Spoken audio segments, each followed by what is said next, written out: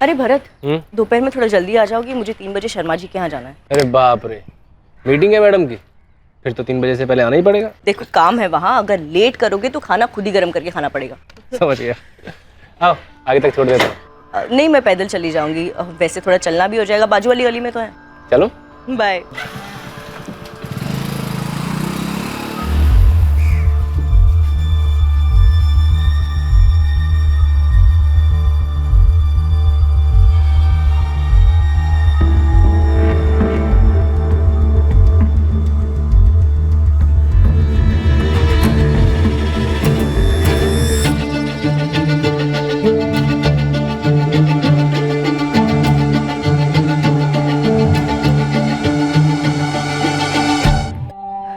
अरे मुन्ना, ये ले, जल्दी से लिस्ट ले और सामान पैक कर दे। दे रहा हूँ भाभी, इतनी जल्दी क्या है? अभी तो भैया भी चले गए होंगे। अरे अभी दोपहर का खाना बनाना है, तेरे भैया की फरमाइश है, आज गट्टे की सब्जी बनेगी, जल्दी कर दे। बस 2 मिनट में सारा सामान लाया भाभी। जल्दी।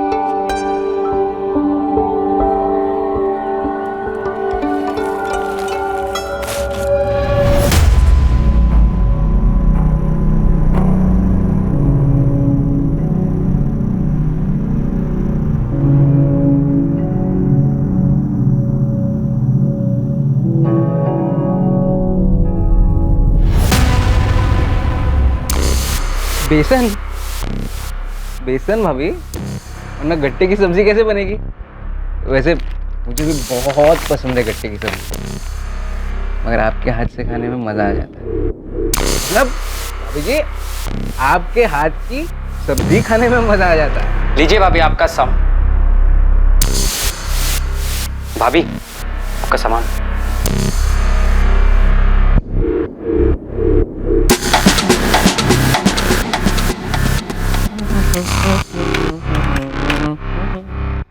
भाभी जी 750।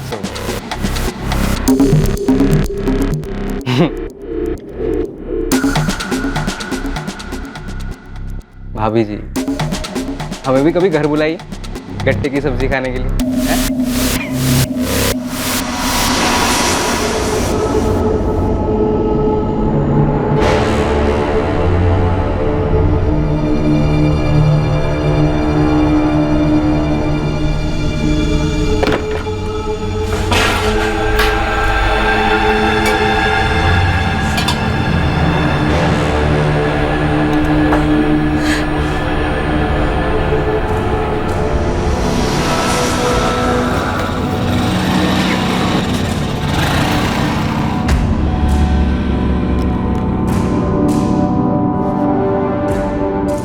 लो अलका, आ गया मैं।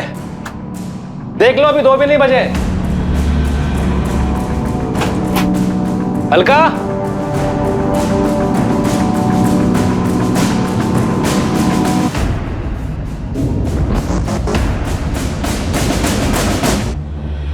लो आ गया मैं, वो भी वक्त से पहले।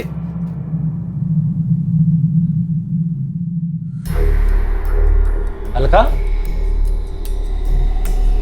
क्या हुआ? कुछ नहीं, सर दुख रहा है मेरा, इसलिए खाना नहीं बना पाई। क्या हुआ है? कुछ कहा किसी ने? झगड़ा हुआ किसी के साथ? अलका क्या हुआ? और वो किराने वाला गोपाल, उसने क्या किया उसने? उसने फिर से हमारा कि लोग खड़े हैं, अकेले में मिल के ना जान से मार दूंगा तुझे।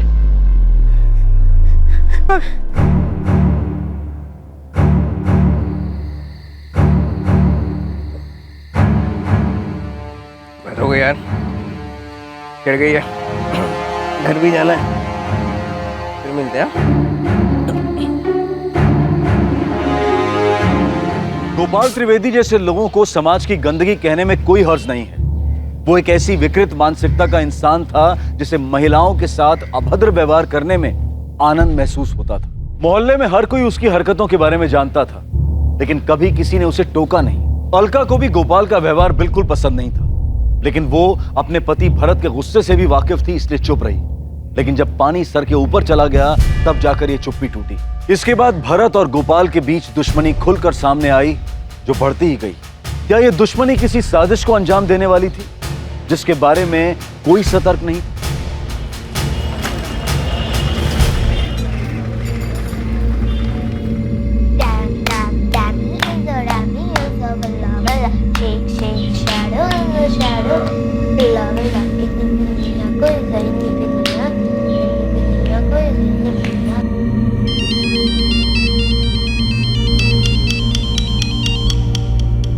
हाँ माँ, कैसी हो? मैं तो ठीक हूँ। तू बता कैसा है? बिजी है? कुछ खास नहीं, बस कपड़े के नए ऑर्डर दिए थे, उसी का हिसाब किताब चालू है। ये छोड़ो, बताओ बच्चे कैसे हैं? वो ठीक है, खेल रहे हैं। अच्छा ये बता, बात की तूने? फिर वही बात माँ, पुल के नीचे से बहुत पानी बह चुका है। लेकिन बच्चों को क्या कहेगा? वक्त के साथ वो भी समझ जाएंगे। ठीक है, जैसी तेरी मर्जी, पर तू जल्दी घर वापस आ जा। हाँ माँ, बस 2-3 दिन और, फिर आ जाऊंगा। दादी, पापा का फोन है, मुझे भी बात करनी है। हेलो पापा। कैसी है मेरी गुड़िया? मैं ठीक हूँ। पापा अब कब वापस आओगे?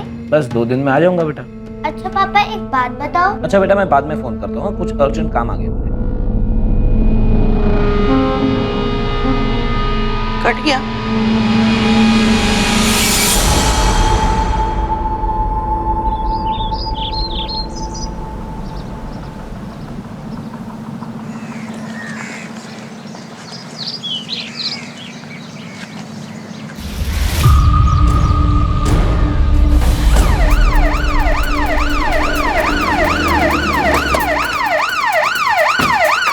बल्ले क्राइम स्पॉट से लोगों को पीछे करो, फॉरेंसिक टीम को कांटेक्ट करो, देखो कहाँ तक पहुँचे। मैडम, मैं सुदर्शन चांडे, मैंने पुलिस को फ़ोन किया। यहाँ आसपास आपने किसी और को देखा था? नहीं, आसपास में तो कोई नहीं था। बाकी ये 5-5:30 बजे की बात है ना, मॉर्निंग वॉक वाले ही रहते हैं। ठीक है, थैंक यू। विस्की की बोतल, 2 डिस्पोजेबल गिलास, मतलब 2 लोग रहे होंगे। लेकिन पी कहाँ पर? यहाँ या कहीं और? ये फोन भी मिला है, फिलहाल स्विच ऑफ है। काफी गुस्से में होगा एक्यूज्ड। कोई गहरी वजह हो सकती है। गोपाल त्रिवेदी नाम है, अमृत नगर कॉलोनी का।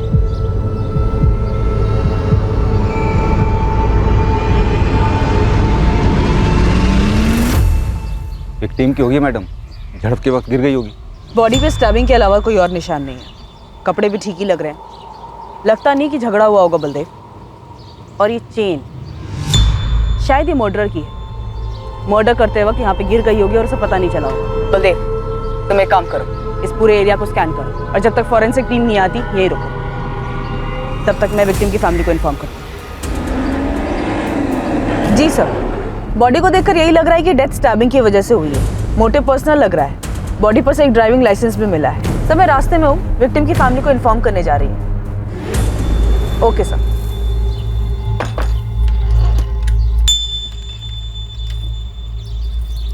The number you have called is currently switched off.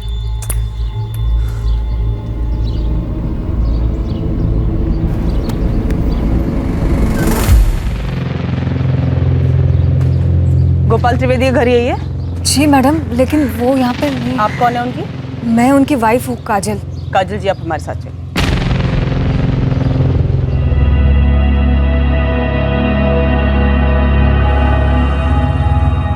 आपके पति से आखिरी बार बात कब हुई थी? कल रात ही हुई थी सर। मतलब घर नहीं आए? यही बताने के लिए उन्होंने फोन किया था। बोल रहे थे कि कहीं जाने वाले हैं, आने में ज्यादा देर हो जाएगी। फोन कितने बजे आया था? फोन पर कुछ बताया कि कहाँ जाना था? ये नहीं बताया कि कहाँ जा रहे, लेकिन फोन 10:45 को किया था उन्होंने। कहाँ पहुंचे? अब भी तो दुकान बंद की है। अच्छा सुनो, फोन ये कहने के लिए किया था कि तुम मेरे लिए रुकना मत, खाना खा के सो जाना, मुझे आने में देरी हो सकती है।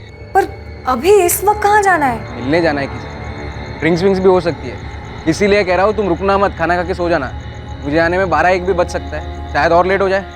बताया नहीं कि किससे मिलने जा रहे थे, लेकिन बोल रहे थे कि आने में देरी होगी। बैठे बैठे आंख लग गई थी।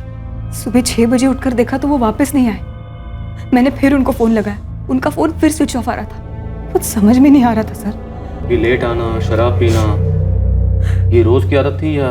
नहीं सर, रोज की नहीं थी। जब भी उन्हें पीना होता तो वो घर पर अकेले ही पीते।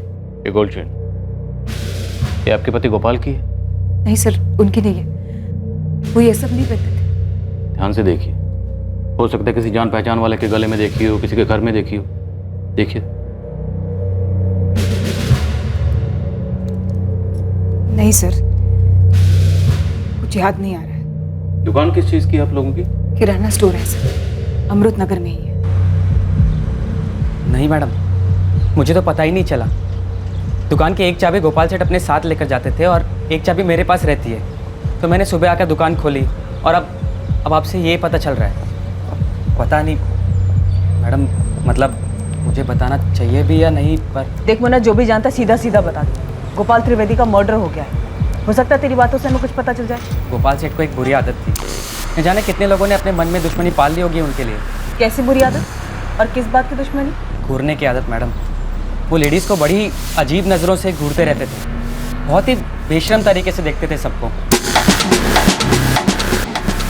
दुकान पर आने वाली लेडीज़ को वो खुलेआम घूरा करते थे और कभी कभी तो जानबूझकर छू भी लिया करते थे। तो कभी किसी ने पुलिस में कंप्लेन नहीं की? नहीं मैडम, गोपाल सेठ जानते थे कि उन्हें किस हद तक जाना है और वो उसके आगे कभी नहीं जाते थे। पर हाँ, लेडीज़ कस्टमर उनसे परेशान ज़रूर रहती थी। अगर गोपाल की इतनी बुरी आदत थी जैसा कि तू बता रहा है, तो कस्टमर इस दुकान में आते क्यों थे? पूरे एरिया की अकेली ढंग की दुकान है मैडम, जहाँ सारा स्टॉक मिलता है, वो भी बाकियों से कम दाम पर। अच्छा, अगर किसी ने पुलिस में कंप्लेन नहीं की उसकी फितरत के बारे में, तो किसी ने अपने घर में तो बताया ही होगा। किसी का झगड़ा वगड़ा हुआ था गोपाल से? हाँ मैडम, अभी महीने भर पहले की बात है। गोपाल सेठ ने यहीं पास में रहने वाली अलका भाभी को परेशान किया था। तब उनके पति भरत भाई और गोपाल सेठ में जमकर पटका पटकी हुई थी। शुक्र मना कि लोग खड़े हैं। अकेले में मिल गया ना, जान से मार दो उसने। धमकी? जान से मारनी? बोला तो यही था मैडम। और उस दिन मैंने देखा कि भरत भाई को कितना भयंकर गुस्सा आता है। ये भरत और अलका रहते कहाँ हैं? नहीं सर, उन्होंने मुझे तो किसी झगड़े या दुश्मनी के बारे में नहीं बताया था। दुश्मनी तो थी काजल जी, वरना बिना दुश्मनी के इतने दर्दनाक तरीके से मर्डर नहीं होता। याद करिए, शायद आपके पति गोपाल ने आपको कुछ बताया हो, कभी कुछ शेयर किया हो किसी के बारे में आपसे। ऐसा तो मुझे कुछ नहीं पता है सर। कौन मार सकता है उनको?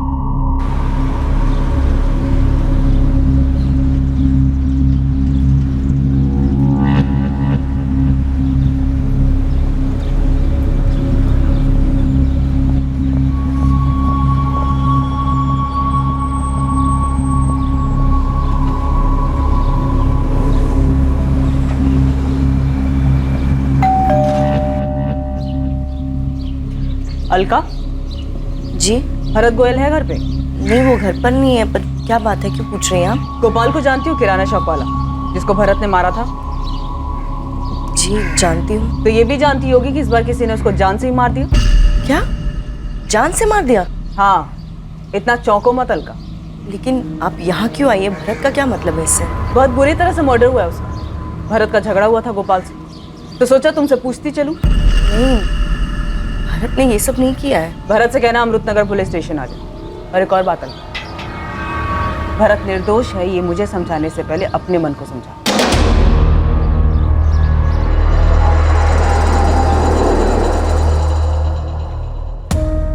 सर, पोस्टमार्टम रिपोर्ट आई है। गोपाल के ब्लड में हैवी क्वांटिटी में अल्कोहल मिला है। बॉडी पे 12 घाव हैं।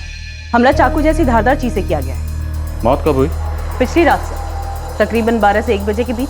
12 वार किए गए। मतलब किसी के दिल में बहुत ज्यादा गुस्सा रहा होगा या फिर किसी बात का बदला लिया होगा। हो सकता है सर। तो मेरी गोपाल की दुकान पर काम करने वाले मुन्ना से बात हुई। वो बता रहा था कि गोपाल का लेडीज को लेकर रवैया कुछ ठीक नहीं था। वो औरतों को घूरता था, उन्हें छूने की कोशिश करता था, छिछोरा टाइप। इस गोपाल की हमारे पास पहले कोई शिकायत आई? नहीं सर। सब मुन्ना बता रहा था कि हंसी मजाक के बहाने ही गोपाल छूता था, पर लोगों को पसंद नहीं आता था। फिर भी कभी किसी ने शिकायत नहीं की तो मतलब साफ है कि किसी ने मन में ही गुस्सा भर के रखा। और वो गुस्सा 12 वार में बाहर आया। अलका का पति भरत गोयल, वो हो सकता है? हो सकता है सर। सब गोपाल जिस तरीके का आदमी था, जाहिर सी बात है उसकी पत्नी काजल को भी पता होगा उसकी इन हरकतों के बारे में। और सर, किसी भी औरत को अच्छा नहीं लगेगा कि उसका पति इस तरह की छिछोरी हरकतें करे। और वो गोपाल से छुटकारा पाना चाहती होगी। पॉसिबल है सर। दिव्या, काजल, भरत और गोपाल तीनों के कॉल रिकॉर्ड्स निकलो। इन तीनों के बीच की कड़ी देखते हैं सर। और बलदेव से कहो कि गोल्ड चेन के बारे में जल्दी पता लगा। सर, बलदेव शहर के ज्वेलर से पूछताछ कर रहा है, जल्दी कुछ मिलेगा।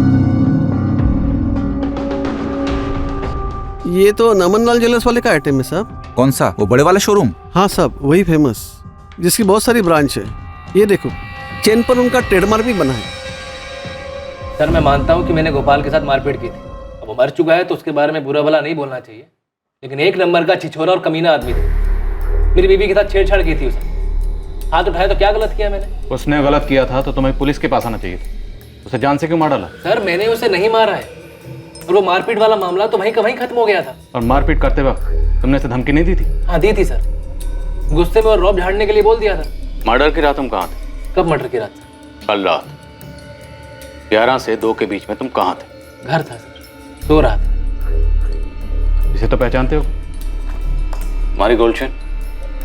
नहीं सर, ये मेरी नहीं, मैं चैन पहनता ही नहीं।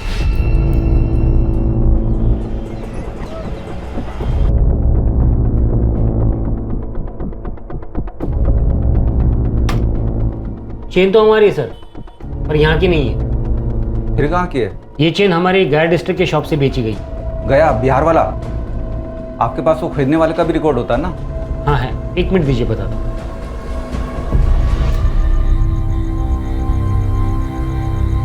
अलका, क्या हुआ? जा क्यों रही हो? नींद नहीं आ रही है भरत, बार बार तुम्हारी और गोपाल की लड़ाई याद आ रही है। अलका, वो बहुत पहले हो चुका है, ज़्यादा सोचो मत उस बारे में। और गोपाल जैसे कर रहा था आज नहीं तो कल उसके साथ ये सब होना ही था। इससे हमारा कोई नाता नहीं। सर सीडीआर में गोपाल के मर्डर के दिन या उसके आगे पीछे गोपाल के साथ भरत के कोई भी कॉल्स नहीं है, और मर्डर के टाइम भरत की लोकेशन उसके घर के एरिया में ही है। तो कॉल रिकॉर्ड के अकॉर्डिंग उस पर कोई डाउट बनता नहीं है। और काजल पर उसके कॉल रिकॉर्ड्स क्या कहते हैं? यही कि उसका अफेयर हो सकता है। अफेयर? Yes sir, affair. किसी सुरेश प्रजापति नाम के बंदे के साथ बात होती है। पिछले महीने काफी कॉल्स हुए दोनों के बीच में, और सर इस बातचीत की शुरुआत कुछ 1 महीने पहले हुई। और सर सबसे बड़ी बात, मर्डर की रात भी दोनों ने बात की। तो ले आओ काजल और सुरेश प्रजापति दोनों को, पूछते हैं इनसे कि गोपाल की पीठ में छुरा घोंपने से पहले गोपाल की पीठ के पीछे इन दोनों में क्या पकड़ा और गोल्ड चेन की क्या बिक?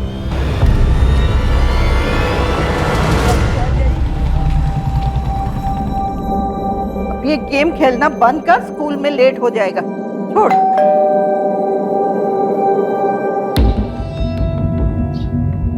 कमलेश सिंह यहाँ रहता है? हाँ यही रहता है। बुलाइए उसे।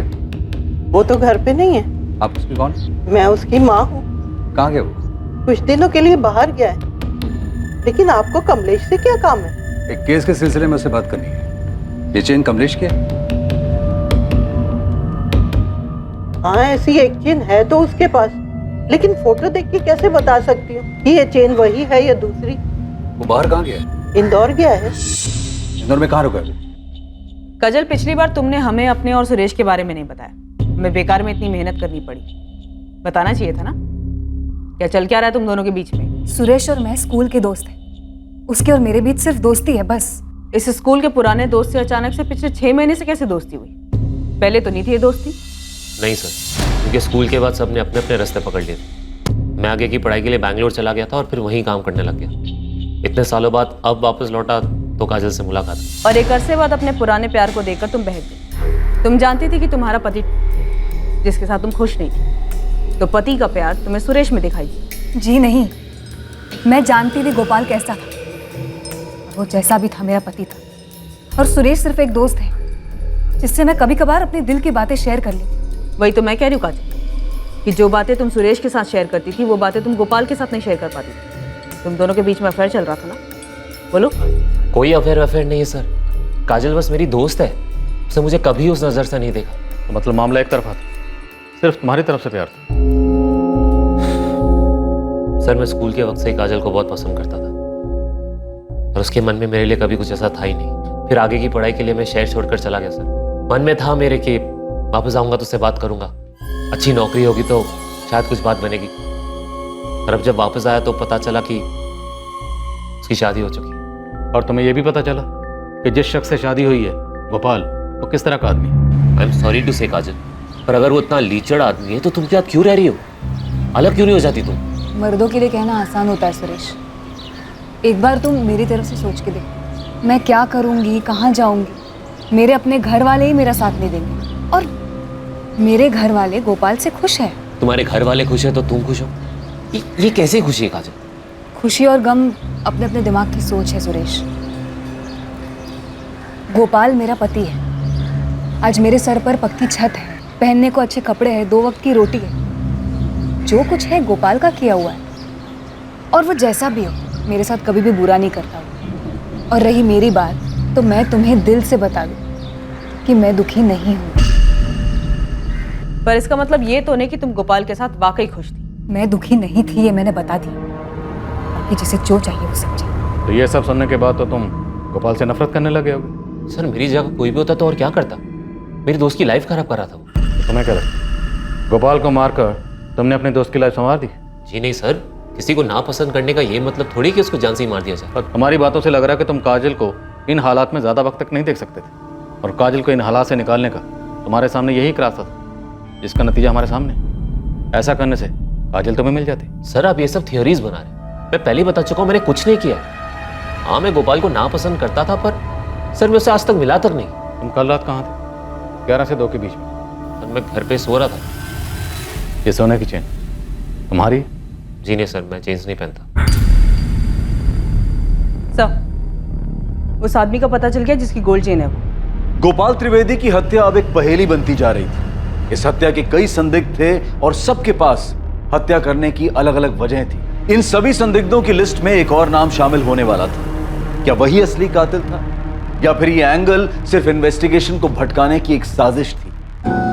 हेलो सुरेश, मुझे पुलिस ने बुलाया था। क्या? मैं भी अभी वहीं से वापस आ रहा हूँ। हमारे बारे में पूछा? हाँ पूछा। तुमने उस बारे में तो कुछ नहीं बताया ना? नहीं नहीं, मैंने कुछ नहीं बताया। कुछ टाइम की बात है काजल, तुम अपना ध्यान रखो। तुम भी। बाय। कौन गोपाल त्रिवेदी? अब याद आया? नहीं सर, मैं इस आदमी को जानता भी नहीं हूँ। तो तुम्हारी ये गोल्ड की चेन डेड बॉडी के पास कैसे मिली हमें? चेन तो मेरी ही लग रही है। लग नहीं रही है, चेन तेरी ही है। अब ये बताइए चेन गोपाल की डेड बॉडी के पास कैसे पहुंची? सर मेरी लड़ाई हुई थी, उस दिन से ये चेन नहीं मिल रही है। अगर तो गोपाल की डेड बॉडी के पास ध्यान से देखता तो चेन तुझे मिल जाती। नहीं सर, गोपाल के साथ मेरी लड़ाई नहीं हुई थी, दूसरा आदमी था, भरत नाम है उसका। भरत? पूरा नाम भरत गोयल? जी सर, लेकिन आप उसे कैसे जानते हैं? तू बता, तू कैसे जानता? और तेरा झगड़ा क्यों हुआ था उससे? झगड़ा उसने शुरू किया था। क्यों शुरू किया था? सर उसे गलतफहमी हुई थी कि मैं अलका को परेशान कर रहा हूँ। तू अलका को कैसे जानता है? कैसे जानता है? वो मेरी बीवी। क्या? 8 साल पहले हमारी शादी हुई थी, 2 बच्चे मेरे। डिवोर्स हो गया तुम लोगों को? नहीं हुआ सर, पता ही नहीं चला ये सब कैसे हुआ। मैं बिजनेस के सिलसिले में 2 महीने बाहर गया था, कपड़े के धंधे को और अच्छे से जमाने की कोशिश में था। पता ही नहीं था मेरे पीठ पीछे क्या चल रहा है। जब वापस घर गया तो अलका भरत के साथ भाग चुकी थी। अपने छोटे छोटे बच्चों का भी ख्याल नहीं आया सर उसको। कैसी है मेरी गुड़िया? हाँ माँ, अलका कहाँ है? कमलेश, आप बहुत अच्छे इंसान हैं, और मुझे सच में ये लिखते हुए बहुत दुख हो रहा है कि हम आपस में कभी खुश नहीं थे, और ना ही मुझे आपसे कभी प्यार हो पाया। ऐसे में जब भरत मेरी जिंदगी में आया तो मैं खुद भी इस एहसास को समझ नहीं पाई, लेकिन मैं उस एहसास को खोना नहीं चाहती थी, इसीलिए आपसे माफी मांग रही हूँ। आप एक अच्छे इंसान हैं, और मैं जानती हूँ आप बच्चों को संभाल लेंगे। मैं पूरी तरह से बिखर चुका था। उसने धोखा किया था मेरे साथ, लेकिन फिर 6 महीने पहले एक दिन। Hello hello hello Kamlesh. Alka? हाँ। कहाँ हो तुम अलका? और कैसी हो? कमलेश, तुम कैसे हो? बच्चे कैसे हैं? तुम्हें बहुत याद करते हैं, हमेशा पूछते रहते हैं तुम्हारे बारे में। मुझे भी उनकी बहुत ध्यान आती है। अलका रो मत, मैं शाम को बात कराता हूँ बच्चों से तुम्हारी। नहीं नहीं, मैं नहीं बात कर पाऊंगी, बहुत गुस्सा होंगे वो। अगर कुछ पूछेंगे तो क्या बताऊंगी उन्हें? नहीं गुस्सा करेंगे वो। अलका तुम माँ हो उनकी। उस दिन के बाद अक्सर हमारी बातें होती थी, पर वो बातें बच्चों को लेकर शुरू होती और उन्हीं पर खत्म हो जाती थी। तो तुमने कभी अलका को वापस लाने की कोशिश नहीं की? शुरुआत में की थी, क्योंकि बच्चों को जरूरत थी माँ की। पर जब मुझे पता चला कि उसने भरत के साथ शादी कर ली है तो अलका भरत को बिना बताए तुमसे मिलती थी? वो मुझे नहीं पता सर। मैं हर 15-20 दिनों में एक बार इंदौर आता जाता रहता हूँ। यहाँ कपड़े होलसेल भाव पे मिल जाते हैं। मेरा एक दोस्त है राजेश, ड्राइवर है, शहर से अक्सर बाहर रहता है, तो मैं उसके यहाँ ही रुक जाता हूँ। जब भी आना होता था मैं अलका को बता देता था। तो भरत को जब इस सब के बारे में कुछ पता ही नहीं था तो तुम्हारा भरत से झगड़ा कैसे हुआ? 15 दिन पहले मैं उसके घर पे गया था। उन्होंने मुझसे कहा है वो कुछ नहीं पूछेंगे तुमसे। कह रहे थे पापा बस एक बार मम्मी से बात करा दो। नहीं कमलेश, बच्चे हैं वो नहीं समझ पाएंगे। मैंने समझा दिया है उन्हें, तुम भी मान जाओ। वो बच्चे हैं तुम्हारे, तुम्हारी याद आती है तो मुझसे अपनी दादी से लिपट लिपट कर रोते हैं बेचारे।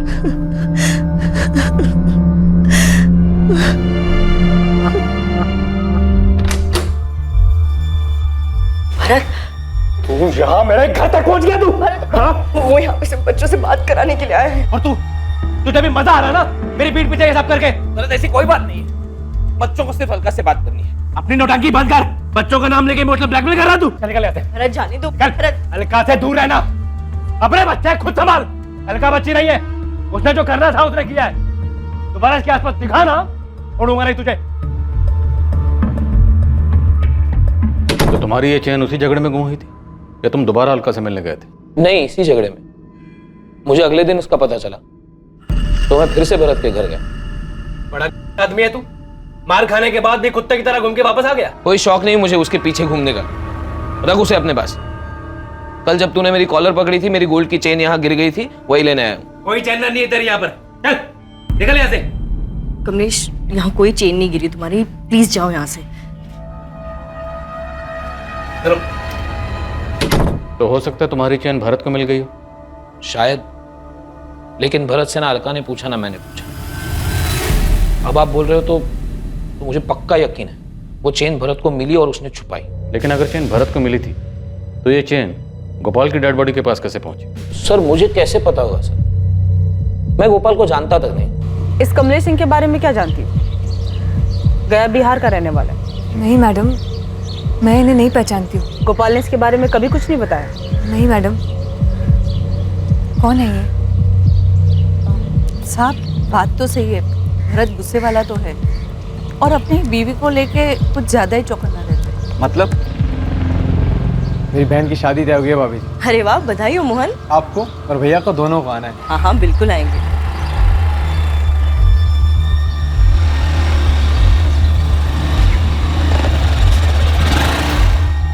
अरे भरत, काम नहीं क्या घर में?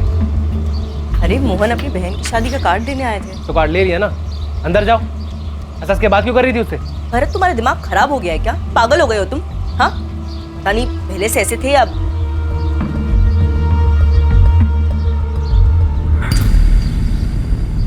क्या मजाल कि अलका किसी भी मर्द के साथ बात भी कर ले। मर्डर वाले दिन कुछ देखा था क्या मुन्ना? या दुकान पे कुछ हुआ था? या कोई बुलाने आया था दारू पीने के लिए? हाँ, एक आदमी आया था मैडम, उसकी कुछ बात हो रही थी गोपाल सेठ से। कौन था वो? क्या बात हो रही थी? क्या बात हो रही थी ये तो मैंने नहीं सुना, पर दोनों बहुत गुस्सा थे, उल्टा सीधा बोल रहे थे एक दूसरे को। लेकिन मैंने उस आदमी को उस दिन पहली बार ही देखा था। अच्छा ये देख तो, ये था वो?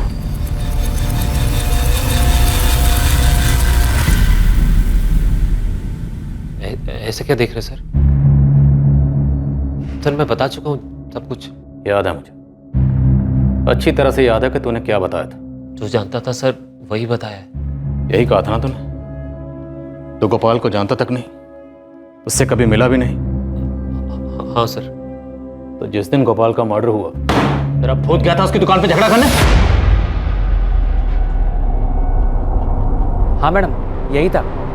श्रेष्ठ प्रजापति, अब अगर एक झूठ और बोला ना तो तेरे सर से प्यार का भूत हमेशा हमेशा के लिए उतार दे। बोल सच क्या? सर मैं मिला था गोपाल से, पर मैंने कुछ नहीं किया।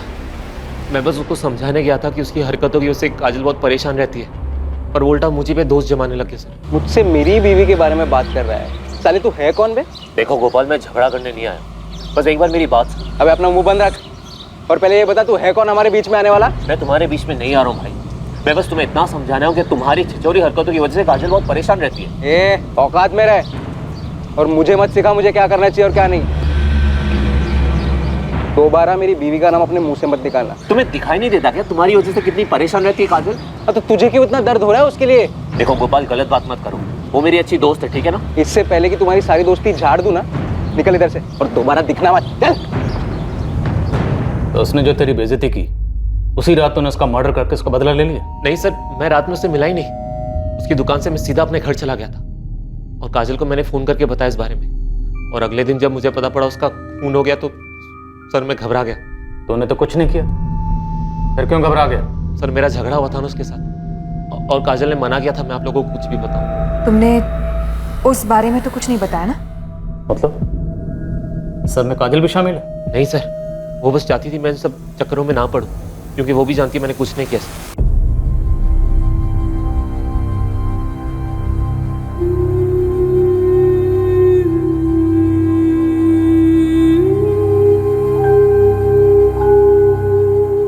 और गोपाल जैसे कर रहा था आज नहीं तो कल उसके साथ ये सब होना ही था।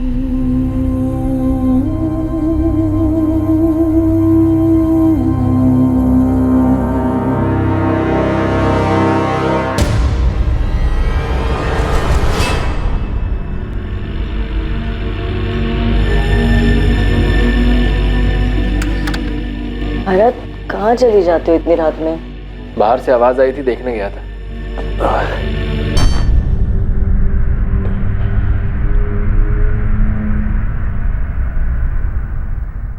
बहुत थक गया आज। क्या हुआ तुम्हें?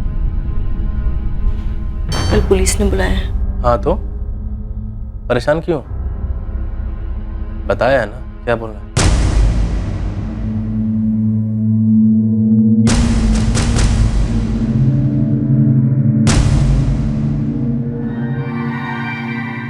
आखिरकार इस साजिश के बीच खड़ी अलका गोयल उर्फ अलका सिंह से पूछताछ हुई।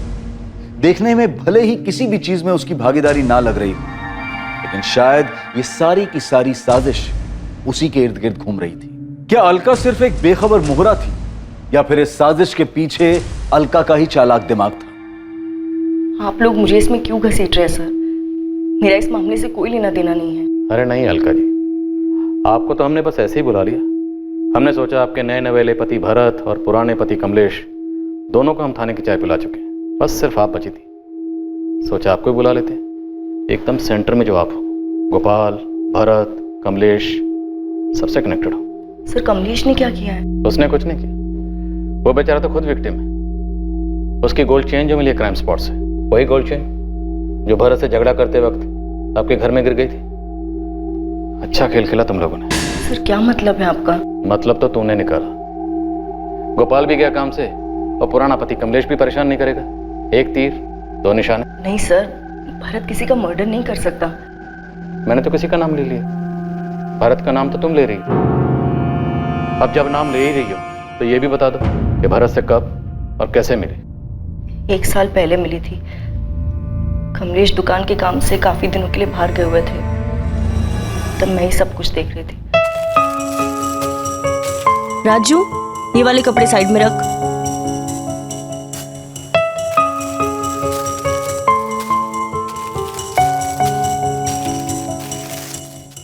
ये एक मिक्स नहीं होना चाहिए ना?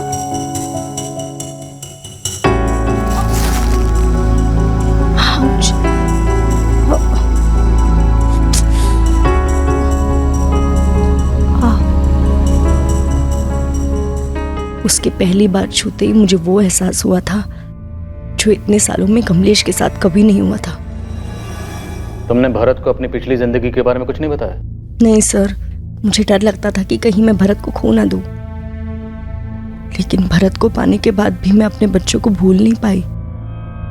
इसलिए भरत से छिपकर मैं कमलेश से बात करने लगी।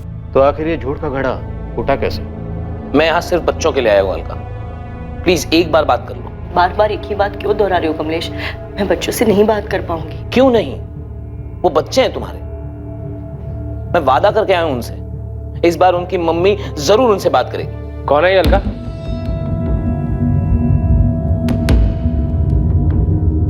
किसके बच्चों से बात करने के लिए कह रहा है? भरत वो अलका, मैं पूछ रहा हूँ कौन है ये? मैं इसका पति हूँ भरत। क्या क्या बकवास कर रहा है ये? भरत वो मेरा डिवोर्स नहीं हुआ था और हमारे 2 बच्चे भी हैं। निकल, चल निकल यहाँ से। धक्का मत दे भाई। देख, अभी प्यार से बोल रहा हूँ, वरना लात मार के बाहर निकालूंगा। चल। अरे बोला ना एक बार, धक्का मत दे। निकल। अलका मेरी बीवी है, सपने में भी उसके बारे में सोचना मत, वरना वहां पर भी आके मारूंगा तुझे।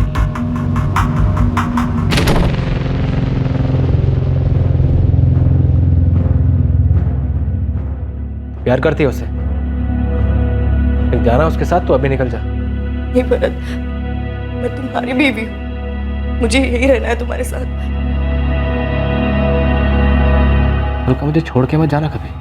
नहीं भरत, कभी नहीं जाऊंगी, कभी नहीं। तो भरत ने जब तुम्हें तुम्हारे पहले पति कमलेश के साथ देखा, उसके दिल में डर बैठ गया कि तुम उसे छोड़कर कहीं कमलेश के साथ वापस ना चली जाओ, और इसी डर की वजह से उसने गलत फैसला लिया। ऐसा गलत फैसला सर? दिव्या, कुछ समझ में नहीं आ रहा। इनकी आपस की कहानी भी उलझी हुई है, और रही बात अलका और भरत की गोपाल से कनेक्शन की, तो उस छेड़छाड़ वाले कांड के अलावा इनका गोपाल से और कोई कनेक्शन दिख नहीं रहा। तो शायद जितना हमें दिख रहा है भरत और गोपाल के बीच की दुश्मनी उससे कहीं ज्यादा है। मेरी गुड्डू से बात हुई, भरत की हार्डवेयर शॉप पे काम करता है। भरत भाई थोड़ा गुस्से वाले तो हैं, पर उनका दिल भी उतना ही साफ है। दिल अपने पास रख गुड्डू, मुझे गुस्से के बारे में बता। अब क्या बताऊं मैडम, 2 हफ्ते पहले की बात है। अरे हेलो, भरत कहाँ है? भरत कहाँ है? सेठ तो नहीं है, आप लोग कौन है?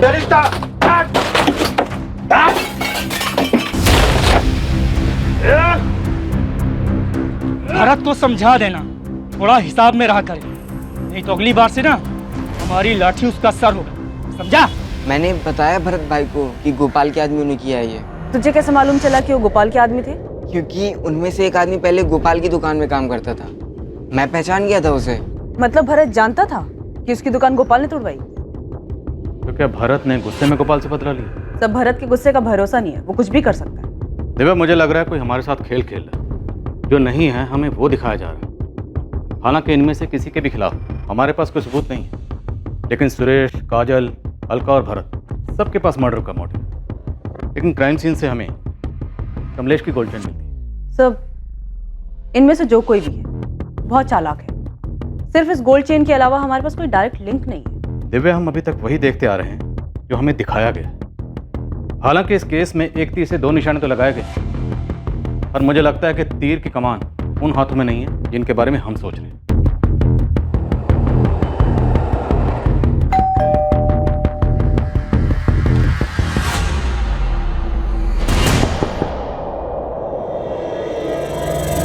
सब दिखावा था, एक बेगुनाह को फंसाने के लिए दूसरे बेगुनाह का कत्ल किया गया। गोपाल का सिर्फ इस्तेमाल हुआ अपना मतलब निकालने के लिए। शिकारी बहुत शातिर है। क्या समझे भरत? नहीं समझा सर, पर सर मैंने गोपाल को नहीं मारा है। हम जानते हैं भरत, पर तुम नहीं जानते। ये सारी साजिश तुम्हारे लिए रची गई थी, क्यों कमलेश? मुझे क्या पता सर। प्लानिंग तो बड़ी फुल प्रूफ की थी तुमने, मेहनत भी बहुत की होगी, पर फिर भी एक बात भूल गई। मुजरिम कितना भी शातिर क्यों ना हो, एक गलती जरूर करता है। कमलेश सिंह को जानता मुन्ना? नहीं मैडम। अच्छा, इसको ध्यान से देख। इसको देखा है गोपाल के आसपास या दुकान के आसपास? हाँ मैडम, इसको तो देखा है, अभी 20-25 दिन पहले ये दुकान पर आया था। मतलब कमलेश ने ये सारा नाटक सिर्फ मुझे फंसाने के लिए किया? ऐसा भी कह सकते हैं, पर हकीकत यह है कि कमलेश ने सारा नाटक अलका को वापस पाने के लिए किया। क्या करता सर? प्यार करता था उससे, मेरी बीवी थी वो, मेरे बच्चों की माँ थी वो, हर हालत में उसे पाना चाहता था सर। जब उसने मुझे कांटेक्ट किया, मैंने वो मौका नहीं छोड़ा, अपने बच्चों के बहाने उससे मिलता रहा, साबित करना चाहता था मैं बेहतर हूं उसके लिए। लेकिन फिर एक बार ये भरत बीच में आ गया, इसलिए तूने उस गोपाल को मार दिया ताकि भरत फंस जाए। हाँ। तुमने गोपाल को ही क्यों मारा? तुम गोपाल को कैसे जानते? अलका का पता चलने के बाद मैं छुप छुप के उस पे और भरत पे नजर रख रहा। जिस दिन भरत और गोपाल का झगड़ा हुआ मैं वहीं था, सब देख रहा। अगली बार अकेले में मिल गया ना, चांद से मार दूंगा तुझे। वहां सब लोग भरत के गुस्से के बारे में ही बात कर रहे थे। मुझे इससे अच्छा मौका नहीं मिलता था। मैंने प्लान बना लिया जिसमें गोपाल की जान जाती, उसके लिए भरत फांसी पर चढ़ जाता। आखिर में मैं और अलका ही बचते। तो तुमने गोपाल की डेड बॉडी के पास अपनी गोल्ड चेन क्यों छोड़ी? उससे तो शक तुम पर ही जाता। इसलिए सर मैंने भरत के साथ झगड़े वाला प्लान बनाया, ताकि मैं कह सकूं मेरी चेन भरत के घर पे खो गई थी, जिसका इस्तेमाल भरत मुझे फंसाने के लिए कर। मैं साफ साफ बच जाता। कल जब तूने मेरी कॉलर पकड़ी थी, मेरी गोल्ड की चेन यहाँ गिर गई थी, वही लेने आया।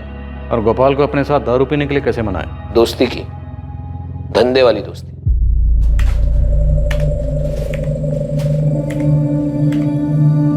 गोपाल भाई, बोलो भाई क्या चाहिए? आप चाहिए गोपाल भाई, आपका दिमाग चाहिए। आपकी जितनी बड़ी दुकान खोलना चाहता हूं मैं भी। मैं जानता था गोपाल को फंसाने के लिए उसको लालच देना पड़ेगा। मैंने उसे इंदौर में ही अपनी नई दुकान में अच्छी पार्टनरशिप का लालच दिया। 100% पैसा मेरा और उसमें 50% पार्टनरशिप उसकी। ये आइडिया सुन के उसका दिमाग बंद हो गया। मेरा काम बन चुका था। उसके बाद भी मैं उसको 1-2 बार और मिला। तो गोपाल की कॉल डिटेल रिकॉर्ड में तुम्हारा नंबर कैसे नहीं मिला? मैं क्योंकि मैंने उसे अपना नंबर दिया ही नहीं। मैं जानता था मोबाइल से पुलिस आसानी से पकड़ लेती। तो फिर गोपाल के साथ कांटेक्ट कैसे मैनेज किया? जब भी जरूरत होती थी मैं उसे पीसीओ से फोन कर लेता था। फिर वो दिन आया जब मुझे इस काम को अंजाम देना था। मैंने उसे पीने के लिए बुलाया। वो भी फ्री की दारू के लिए रात को भागा भागा चला है। मैं नहीं पी रहा था, लेकिन फ्री की दारू थी तो उसने पेट भर कर पी। तो यार चढ़ गई, घर भी जाना है, फिर मिलते हैं।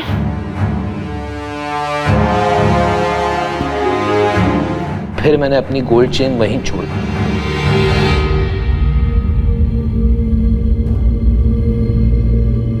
मैंने सोचा एक बार भरत पुलिस की रडार में आ जाए, बाकी का काम इसका गुस्सा ही कर देगा। इतना बड़ा षड्यंत्र रचा, एक बार भी तुम्हारे जहन में यह बात नहीं आई कि जुर्म से किसी का भला नहीं होता? कमलेश के मन में पल रही बदले की भावना ने उसे कातिल बना दिया और वो जेल की सलाखों के पीछे पहुंच गया। जहां एक तरफ गोपाल ने अपनी जिंदगी खो दी, वहीं दूसरी तरफ अलका और भरत जैसे भी थे, चाहे वो कितने भी गलत थे, पर जिंदगी में आने वाली मुश्किलों का उन्होंने एक साथ सामना किया। तो उन्होंने मिलकर तय किया कि वो अलका और कमलेश के बच्चों पूनम और विक्रम को माँ बाप दोनों का प्यार देंगे और उनकी परवरिश में कोई कमी नहीं रहने देंगे। ये बहुत जरूरी होता है कि हम जो चाहते हैं उसके बारे में हम पहले से अपना दृष्टिकोण तय कर लें, क्योंकि कोई भी भटकाने वाली बात हमें अपने लक्ष्य से दूर और अपराध के नजदीक कर सकती है। कमलेश अलका को वापस लाकर अपना परिवार पूरा करना चाहता था, लेकिन अलका को भरत के साथ खुश देखकर वो अपने लक्ष्य से भटक गया और उसे वापस पाने की बजाय उसके मन में भरत के लिए विकृत विचार उभरने लगे। नतीजा, उसने अपने बदले की भावना को पूरा करने के लिए एक बेकसूर की हत्या कर दी और कातिल बन गया। कमलेश का अलका और भरत पर गुस्सा जायज माना जा सकता है, लेकिन उसने जो गोपाल के साथ किया उसे किसी भी तरह से सही नहीं कहा जा सकता। जरूरी है कि हम अपने लिए एक आदर्श रास्ता चुनें और हर हाल में उसका अनुसरण करते रहें। परिस्थितियां चाहे कितनी भी चुनौतीपूर्ण क्यों ना हो, लेकिन भावनाओं में बहकर गलत फैसला ना करें।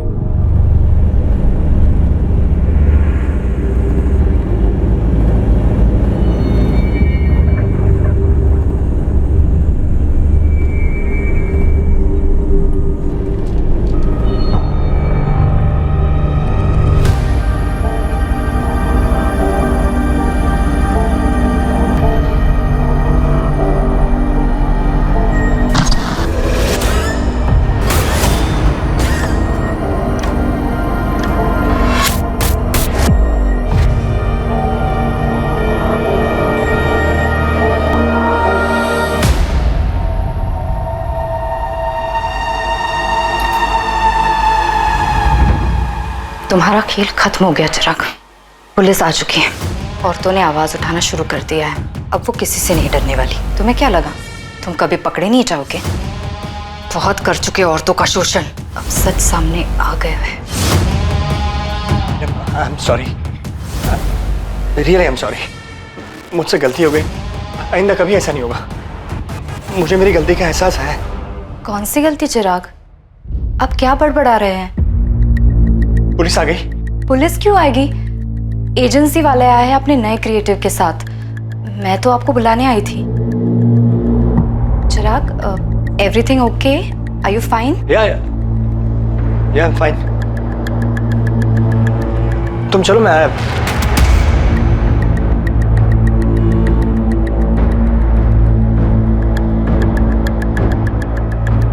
जी चिराग, तुम इतना नीचे गिर सकते हो, मैंने कभी नहीं सोचा था।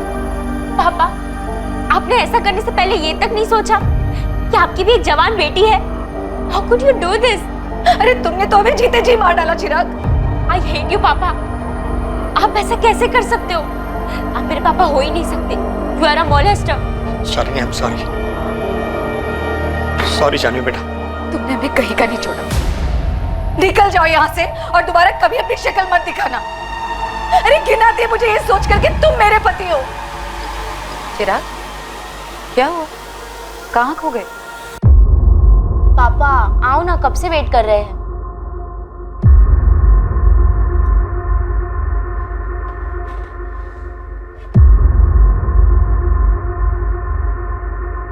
चिराग, क्या हुआ? कोई प्रॉब्लम है क्या? कुछ नहीं, थोड़ा स्ट्रेस।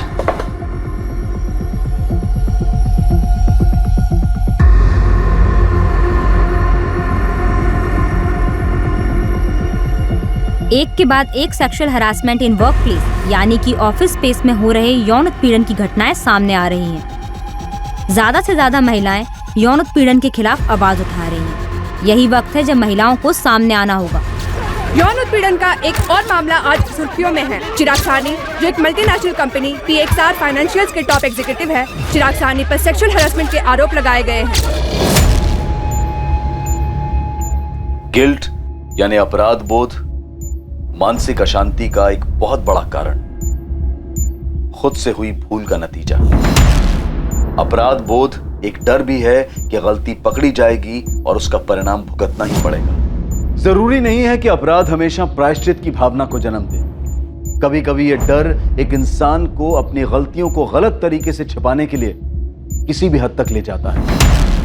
मी टू मूवमेंट ने कई मर्दों के पुराने पापों को कुरेद कर बाहर निकाल दिया था और कई इस डर में जी रहे थे कि न जाने कब उनका नाम भी सामने आ जाए। ये गाड़ी की चाबी मैडम, साहब ने कहा आपको दे देने को। चाबी? क्यों? साहब कहाँ हैं? साहब कहीं बाहर गए हैं। उन्होंने कहा कि वो खुद टैक्सी लेके घर आ जाएंगे और हम घर जाके चाबी दे दें। लेकिन साहब कहाँ गए? उनको हमने कांदीवली ड्रॉप किया, चारकोप के पास।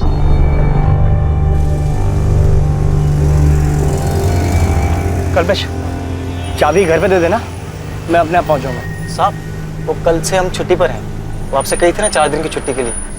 ठीक है, लेकिन कुछ तो बताया होगा ना साहब ने कहाँ जा रहे हैं? ऐसा तो कुछ नहीं बताया, बस चाबी देने को कहा है। ठीक है, कोई बात नहीं, तुम जाओ।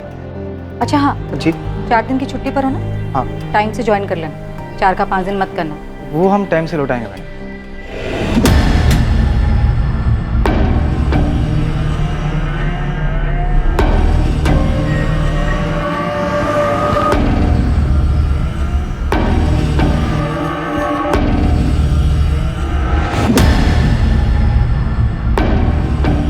कल्पना, चिराग मिसिंग है। क्या मतलब मिसिंग है?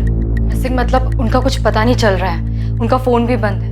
उनकी वाइफ का कॉल आया था, वो पुलिस स्टेशन जा रही है। ये तुम क्या कह रहे हो नीलम? ऐसे कैसे गायब हो गया और क्यों? The number you have called is currently switched off. Shalini जी, आपके ड्राइवर कल्पेश का भी फोन स्विच ऑफ आ रहा है। सर, कल्पेश कल आया था दोपहर में चाबी देने। उसने बताया कि चिराग ने उससे ये कहा था कि वो टैक्सी करके घर वापस आ जाएंगे। लेकिन सर, कल शाम से हम उनका फोन ट्राई कर रहे हैं, उनका फोन बंद आ रहा है। पापा अब तक घर नहीं आए। उनके ऑफिस की कलीग्स कह रहे कोई मीटिंग भी नहीं थी, तो आखिर पापा गए कहाँ? चिराग के घर ना आने का क्या कारण हो सकता है? हो सकता है अपनी मर्जी से कहीं गए हो। मुझे कुछ समझ में नहीं आ रहा है। चिराग के घर वापस ना आने का मुझे कोई कारण नजर नहीं आ रहा है। सर, कल्पेश का अचानक घर आकर चाबी दे देना, सर मुझे बहुत अजीब लगा था। कुछ ठीक नहीं लग रहा था, क्योंकि चिराग का ये कहलवा देना कि वो टैक्सी से घर आ जाएंगे और ड्राइवर के हाथ से चाबी भिजवा देना। सर ये सब बहुत अजीब है। सर पापा को लेकर हम बहुत डरे हुए हैं, प्लीज कुछ कीजिए। ड्राइवर कल्पेश का एड्रेस है आपके पास? कहाँ रहता है वो? जी सर है मेरे पास। चिराग सानी के साथ आखिर क्या हुआ था? क्या वो खुद कहीं चला गया था या उसके साथ कोई अनहोनी हुई थी? कल्पेश सिंह को जानते हो? यहीं रहता है। हाँ जानता हूँ, ड्राइवर है। लेकिन क्या हुआ मैडम? कहाँ गया है? कल रात को ही निकला, शायद गांव गया है। इस कल्पेश सिंह का गांव कहाँ है? भोजपुर का है वो। लेकिन क्या हुआ मैडम, आप कल्पेश को ढूंढ रही हैं? जब वो जा रहा था तो कुछ घबराया हुआ था, हड़बड़ी में था। नहीं ऐसा तो कुछ नहीं लगा। उसका ये कमरा किराए का है क्या? जी परांच में भाव का है। परांच में भाव का कोई नंबर या एड्रेस है तो दो। हो सकता है चिराग ऑफिस की किसी मीटिंग के लिए निकले हों। नहीं शालिनी, मुझे तो अभी अभी नीलम ने बताया। हम लोगों को भी कोई आइडिया नहीं है कि आखिर चिराग जा कहाँ रहा था। इनफैक्ट आज सुबह मेरी और उसकी मीटिंग भी थी। फिर पापा किससे मिलने जा सकते हैं? जहाँ तक कि मुझे याद है मॉर्निंग में 3-4 मीटिंग शेड्यूल थी, दोपहर में कुछ नहीं था। चिराग कहाँ चले गए मैंने नोटिस ही नहीं किया सर। क्या ऐसी कोई बात है जिसकी वजह से चिराग गायब हो गया हो या कहीं चला गया हो? सचमुच कुछ नहीं कह सकती इसके बारे में। हाँ लेकिन कुछ बात है, चिराग कुछ दिनों से बड़ा अजीब बिहेव कर रहे थे। अजीब बिहेव कर रहे थे मतलब क्या अजीब? लगभग 3 हफ्ते पहले उन्होंने अचानक पूछा। पुलिस आ गई? ऐसा क्यों पूछा चिराग ने? पता नहीं सर, मुझे भी अजीब लगा था। जी हाँ सर, चिराग पिछले कुछ दिनों से डिस्टर्ब थे। क्यों? किस लिए डिस्टर्ब थे? मुझे नहीं पता सर, मुझे लगा वर्क स्ट्रेस होगा, इसलिए मैंने कुछ पूछना भी जरूरी नहीं समझा। चिराग की कोवर्कर नीलम ने हमें बताया कि चिराग ने उससे पूछा था पुलिस आ गई है क्या। क्यों पूछा होगा? कोई थ्रेट, कोई खतरा? मुझे कोई आइडिया नहीं है। उन्होंने कभी कुछ जिक्र नहीं किया, और अगर ऐसा कुछ था भी तो उन्होंने कभी कुछ नहीं बताया। आपका ड्राइवर अपने गांव भोजपुर गया हुआ है। उसके लैंडलॉर्ड से हमने उसका एड्रेस ले लिया है और भोजपुर पुलिस को भी इन्फॉर्म कर दिया है। लेकिन अगर इस केस में कल्पेश का कोई इन्वॉल्वमेंट है तो वो अपने घर तो नहीं गया होगा। शालिनी जी, चिराग की गाड़ी की चाबी मिल सकती है, शायद हमें ऐसा कुछ मिले जो चिराग को ढूंढने में हमारी मदद करे। वैसे कल्पेश के चाबी देने के बाद आपने गाड़ी चेक की थी? नहीं सर।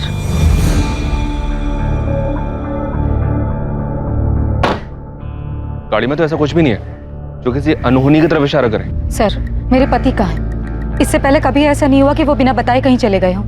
क्या बता सकती हैं चारकोप में वो कौन सी जगह है जहाँ आपके ड्राइवर ने ड्रॉप किया था उन्हें? नहीं सर, ड्राइवर ने सिर्फ कांदीवली चारकोप बताया था, किसी स्पेसिफिक लोकेशन की बात नहीं की। The number you have called is currently switched off. मम्मा, पापा का फोन अभी नहीं लग रहा है, मुझे बहुत डर लग रहा है। आई होप पापा सेफ हो। जानवी मुझे कल से अजीब लग रहा था, मैंने कल्पेश से और कुछ पूछा क्यों नहीं?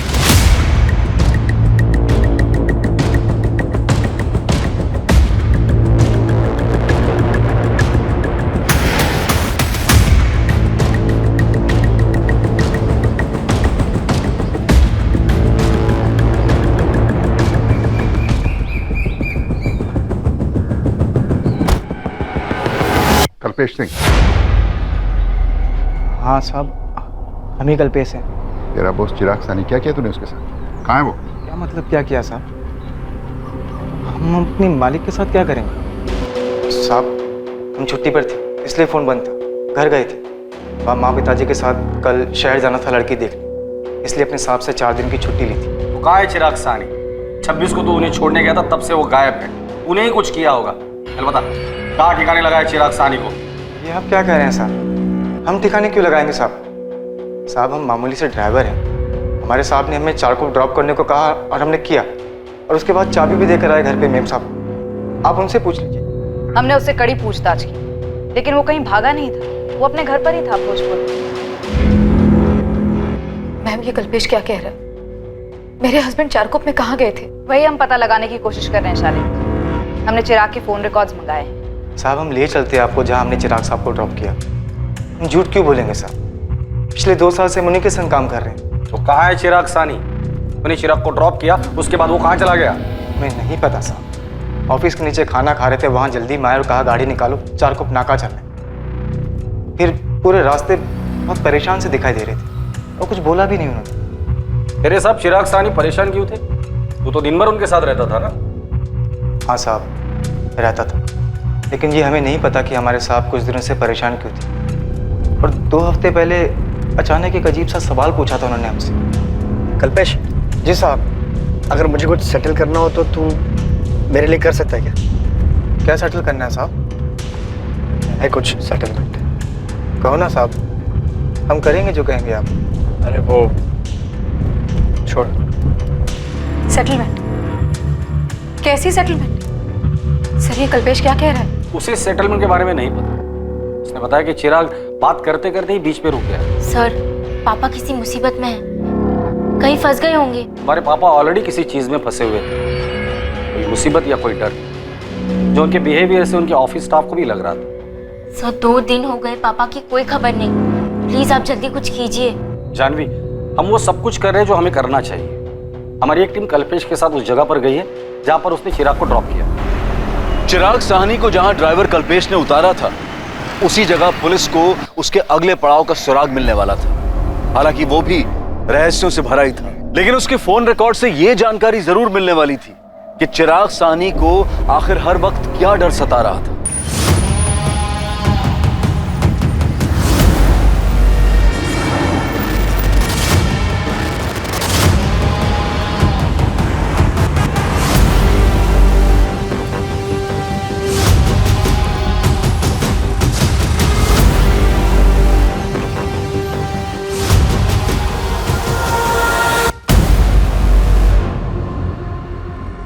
मोरे, ऐसा लग रहा है कि रिक्शा में से किसी ने चिराग को आवाज दी है।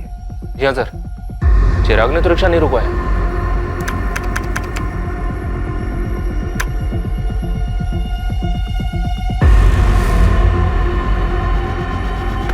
हाँ सर, किसी ने उसे आवाज ही दी है, कोई ऐसा जो शायद उसे जानता हो। चिराग,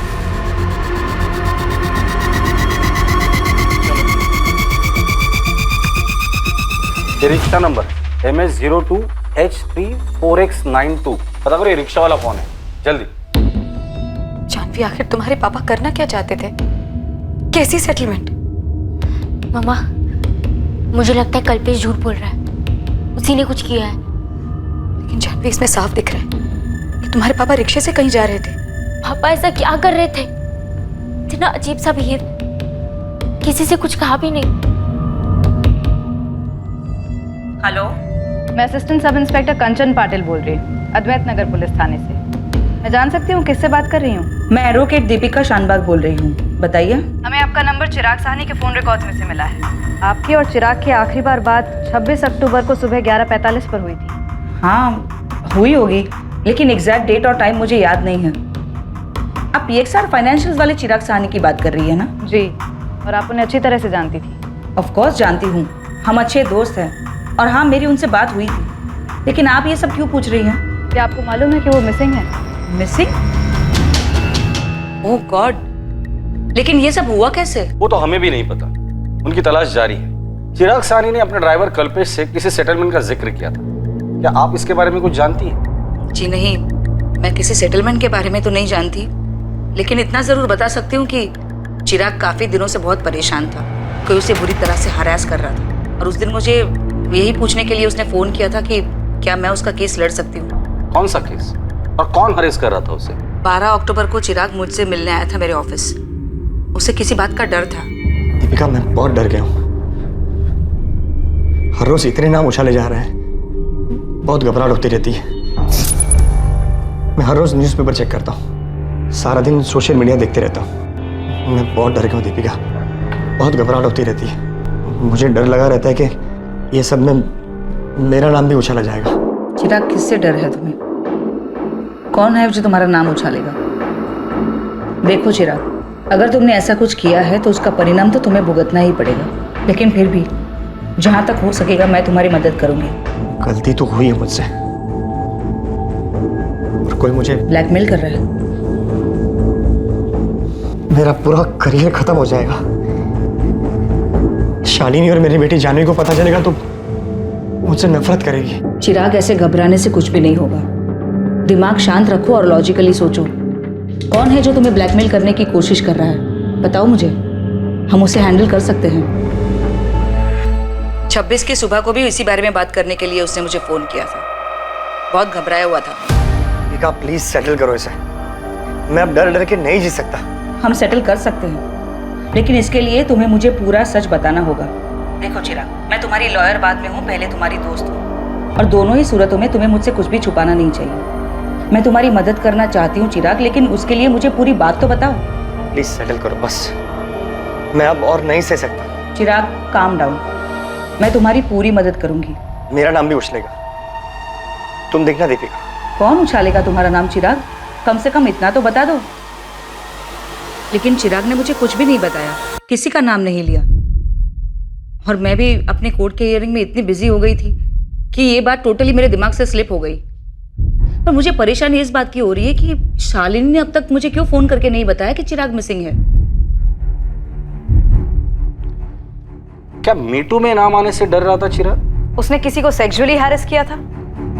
आई विश कि वो मुझे कुछ बताता, एंड आई होप कि उसने अपने आप से कुछ सेटल करने का ना सोचा हो। क्या? नहीं, ऐसा नहीं हो सकता, ये सब झूठ है। आप मेरे पापा को ढूंढ नहीं पा रहे हैं तो अब आप उन पे ही उंगली उठा रहे हैं। मेरे पापा विक्टिम है और आप उन्हें ही अक्यूज बना रहे हैं। ये हम नहीं कह रहे। दीपिका शानबाग, चिराग की लॉयर, आई एम श्योर आप लोग उसे जानते ही हो। दीपिका ने हमें ये बात बताई। सर मुझे नहीं पता कि दीपिका ऐसा क्यों कह रही है। मेरे हस्बैंड ऐसे नहीं है। दीपिका आंटी झूठ बोल रही है, इस बात में कोई सच्चाई नहीं। जरूर उन्होंने कुछ किया होगा मेरे पापा के साथ। देखिए, आप जिससे चाहे अक्यूज कर सकते हैं, हमारे लिए तो सारे एंगल्स ओपन है, लेकिन आपको भी हमें सच बताना होगा। चिराग काफी दिनों से डिस्टर्ब था, ये बात सबने नोटिस की। आप लोग तो उसके इतने करीब थे, आप लोगों ने ये बात कैसे मिस की? आपका ड्राइवर कल्पेश, उसने भी हमें बताया कि चिराग किसी सेटलमेंट की बात कर रहा था। दीपिका ने भी हमें यही बात बताई। अब सब लोग तो झूठ नहीं बोलेंगे। शालिनी जी, चिराग ने आपसे कभी इस बारे में बात की थी? सर मानती हूँ नहीं बताया था, लेकिन ये नहीं मान सकती कि वो मीटू में फंस सकते हैं। वो ऐसे है ही नहीं। मुझे यकीन नहीं हो रहा है। बकवास है। बकवास सुनने में लग सकता है, लेकिन बिना आग के धुआं नहीं होता। चिराग को डर था, उसे डर था इस बात का कि उसका नाम उछाला जाएगा। इसका मतलब कोई तो जरूर था जिसे चिराग ने हैरेस किया था। चिराग सभी फीमेल स्टाफ के साथ काफी फ्रेंडली थे। हमारी ऑर्गेनाइजेशन में बहुत सारी औरतें काम करती हैं, और किसी ने भी चिराग के खिलाफ कोई कंप्लेंट नहीं दर्ज की। आप लोगों के ऑफिस में सेक्सुअल हैरेसमेंट के लिए एक इंटरनल कमेटी तो है, राइट? हाँ मैम है, लेकिन अगर कोई बात होती चिराग के बारे में तो हम आपको क्यों नहीं बताते? कोई बात ही नहीं है तो कैसे बताएं? सीधा सवाल, क्या कभी भी चिराग ने किसी की तरफ किसी भी तरह का सेक्सुअल एडवांसमेंट किया था?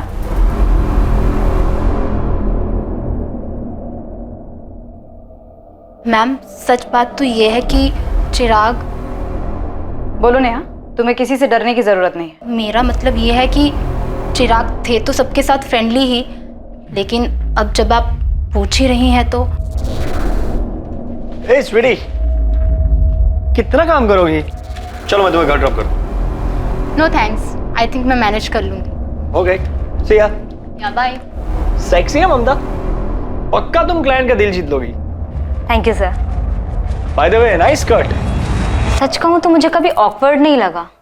अब आप लोग इतना सब कुछ कह रहे हो तो हो सकता है कि चिराग ने कभी कोई ऐसा कमेंट या रिमार्क पास किया हो जिसे अब ये सोचकर लगे कि वो बहुत अजीब या चीप था, लेकिन ऑनेस्टली मुझे ऐसा कभी नहीं लगा। कल्पना, मैंने कहा ना बिना आग के धुआं नहीं होता। मुझे कहने में बहुत अजीब लग रहा है। एक दिन प्रेजेंटेशन की तैयारी के लिए मैं उनके केबिन में गई थी। अगर हम अपने सेल्स स्ट्रैटेजी को मार्केट रिजल्ट के साथ कंपेयर करें और एनालाइज करें कि हम अपने टारगेट से कितने पॉइंट पे पीछे हैं, तो शायद हम पहुंच सकते हैं वहां तक। बहुत से चिराग,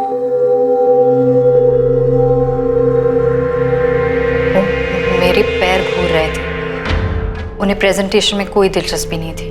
कल्पना, तुम क्या जानती हो? मुझे इन सब के बारे में कुछ नहीं पता। मेरे सामने तो ये बातें अब उठ के आ रही हैं। नेहा, ममता, नीलम, तुम लोग पहले मेरे सामने ये मुद्दा लेकर आए ही नहीं कभी। हाँ, मैंने कभी ये मुद्दा उठाया ही नहीं। मैंने भी नहीं, और मैं अपने आप को अच्छी तरह से हैंडल कर सकती हूँ। हैंडल तो किसी ने चिराग को भी किया है। कोई सेटलमेंट हुआ है, किसी तरह की कोई धमकी उसे एक्सपोज करने की, उसका नाम उछालने की, तो बात तो जरूर हुई है। उसका डर यूं बेवजह तो नहीं था।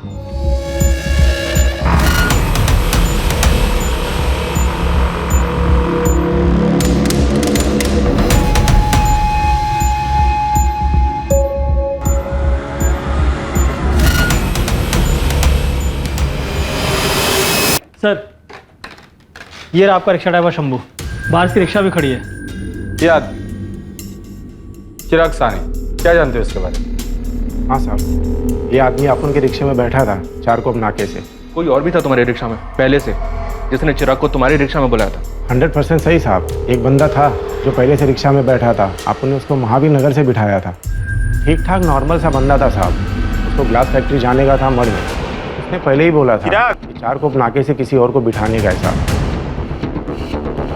फिर दोनों को लेकर ग्लास फैक्ट्री के बाहर छोड़ दिया साहब। ग्लास फैक्ट्री से वो दोनों कहाँ गए? अपने को क्या मालूम साहब। अपन ने वो लोग से पैसा लिया और मर्द जेट्टी की तरफ चला गया। कौन था वो आदमी जो तुम्हारी रिक्शा में बैठा था? कुछ याद है तुम्हें? नहीं सर, ना ही मैंने उनके मुंह से किसी का नाम सुना और ना ही मैंने उनसे उनका नाम पूछा।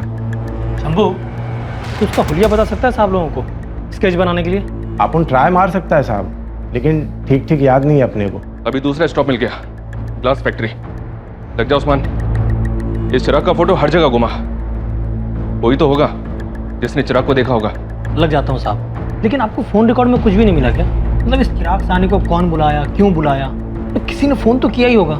कुछ नहीं मिला तभी तो बोल रहा हूँ तुझे। लास्ट बात उसने अपने लॉयर से की थी, कोई दीपिका शानभाग है। जानवी बेटा, तुम मुझ पे क्यों चिल्ला रही हो? मैं तो सिर्फ तुम्हारे पापा की हेल्प करने की कोशिश कर रही हूँ। हेल्प? फिर पापा के बारे में पुलिस से क्यों झूठ बोल रही है आप? मैंने कोई झूठ नहीं बोला। और मैं क्यों झूठ बोलूंगी बेटा? मैं समझ सकती हूँ तुम इस वक्त क्या फील कर रही हो, और इसी वजह से मैंने तुम्हें या तुम्हारी मामा को उस वक्त कुछ भी नहीं बताया। बेटा, मैं सच में तुम्हारे पापा की मदद करना चाहती थी। पापा वैसे थे ही नहीं, मुझे पता है। आप झूठ बोल रही है। आप ही ने कुछ किया है पापा के साथ। आप ही है और कोई नहीं।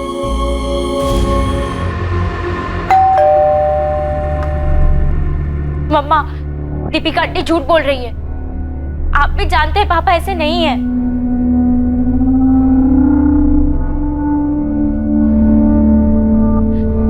मम्मा, कुछ तो बोलो। अब आप भी ऐसे चुप मत हो जाओ। बताओ क्या हुआ? जानवी, मैं बैंक गई थी। पापा ने 5 लाख की एफडी तोड़वाई है मार्च में, वो भी मुझे बिना बताए, बिना सलाह लिए। और 7 अलग अलग दिनों तक पैसे निकलते भी रहे। और फिर कुछ दिनों बाद 15 लाख की पीएफडी तोड़वाई, और वो भी पैसे निकलते रहे। हाँ, तो पापा के ही पैसे थे ना वो। आप भी उन पे शक कर रही हो? नहीं जानवी, तुम्हारे पापा ये पैसे किसी को देने के लिए निकाल रहे थे और दे भी रहे थे। शायद उस दिन भी वो किसी को पैसे देने ही जा रहे थे। मैम, हमारे साथ टोटल 8 फीमेल एम्प्लॉयज़ काम करती हैं और ये रहे उनके स्टेटमेंट। किसी पे कुछ भी लिखने या कहने का कोई दबाव नहीं था। आप खुद उनसे पूछ सकती हैं। मैम, और ये सब लोगों की कॉन्टैक्ट डिटेल्स? ऑफिस में ऐसा कोई नहीं था जो चिराग को ब्लैकमेल कर रहा हो, क्योंकि चिराग ने किसी के साथ कुछ किया ही नहीं। चिराग को गायब हुए अब 7 दिन हो चुके हैं। ये किसी किडनैपिंग या फिरौती का मामला तो नहीं लगता, लेकिन सिचुएशन गंभीर जरूर है। मैं इनमें से सबको कॉल करती हूँ और देखती हूँ क्या निकलता है। सर, हो सकता है चिराग उस दिन किसी से पैसों के सिलसिले में ही मिलने गए होंगे। शालिनी जी, थैंक यू वेरी मच। आप सामने से आकर ये बैंक स्टेटमेंट्स हमारे साथ शेयर कर रही है। शायद हमें इससे मदद मिल जाए। तो आपको लगता है कि चिराग ने किसी को पैसे दिए और किसी को देने भी वाले थे, और 26 अक्टूबर को भी वो किसी को पैसे देने के लिए गए होंगे? आपको जरा सा भी आइडिया है कि वो किसको पैसे दे रहे थे? क्या मान गई वो? मतलब पैसे लेने के बाद अपना मुंह बंद रखेगी ना?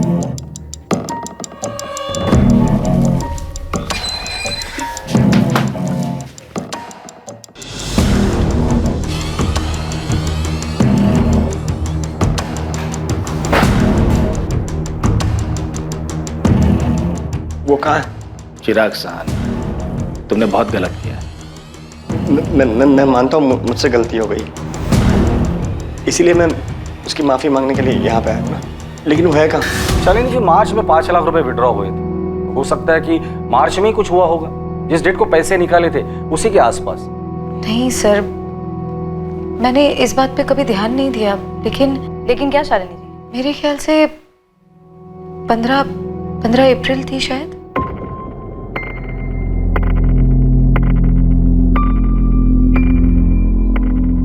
काम छोड़ने? अरे लेकिन ऐसे महीने के बीच में कैसे? आरती देख, तू ऐसे काम नहीं छोड़ सकती। हाँ, ऐसे कैसे नहीं छोड़ सकती? मेरे को काम छोड़ना है तो मतलब छोड़ना है बस। अरे लेकिन क्यों छोड़ना है? क्या मतलब क्यों? कल से मैं नहीं आएगी, कोई और ढूंढ लो। आरती, सुबह सुबह ना सिर पे बम मत फोड़ मेरे। एक दिन में किसी और को कैसे ढूंढूंगी मैं? ठीक है, आज का काम कर देती हूँ, लेकिन कल से मैं नहीं आएगी। अब आप इसे बॉम्ब समझो या रॉकेट, आपकी मर्जी।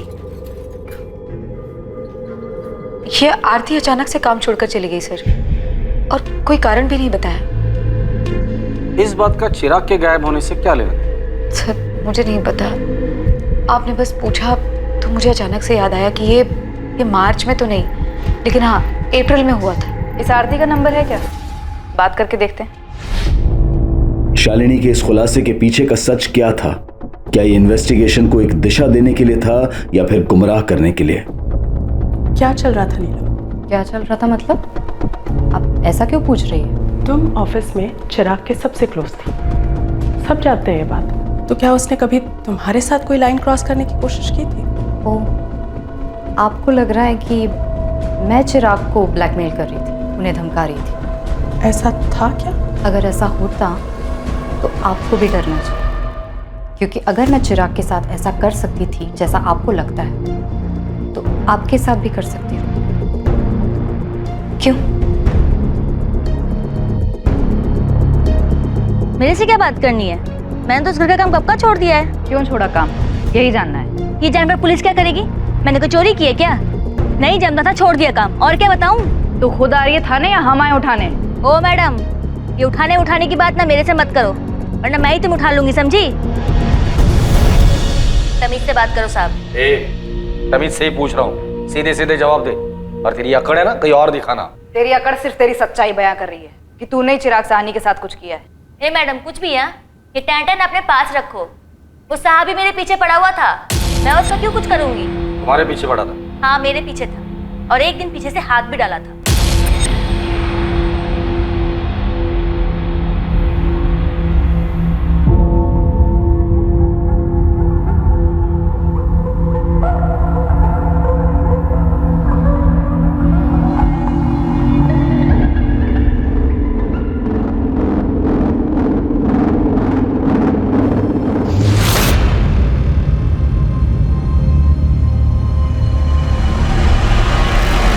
शालिनी भाभी और जानवी एक हफ्ते के लिए दिल्ली गए हुए थे। अकेला देखकर उसने हाथ डाला मेरे पे। 5 लाख रुपए कैसे लिए उससे? धमकी देकर? कैसी धमकी? मैंने किसी को कोई धमकी नहीं दी। उसने हाथ डाला तो तू उसकी कीमत वसूल कर रही थी, और फिर बाद में ब्लैकमेल शुरू कर दिया। क्यों? मैडम कुछ भी बोले जा रहे हो आप? हाँ, अरे झटका लगा मुझे जब उसने मेरे पे हाथ डाला। साहब मेरे को इन लफड़ों में नहीं पड़ना है साहब, जो हुआ मेरी मर्जी से हुआ। जब भी हुआ मर्जी से हुआ, मेरी मर्जी साहब की मर्जी। साहब कभी कभी पैसे दे देते थे, मेरे को भी फायदा हो रहा था, पैसे मिलते थे। और हाँ, मैंने 5 लाख साहब से उधार लिए थे।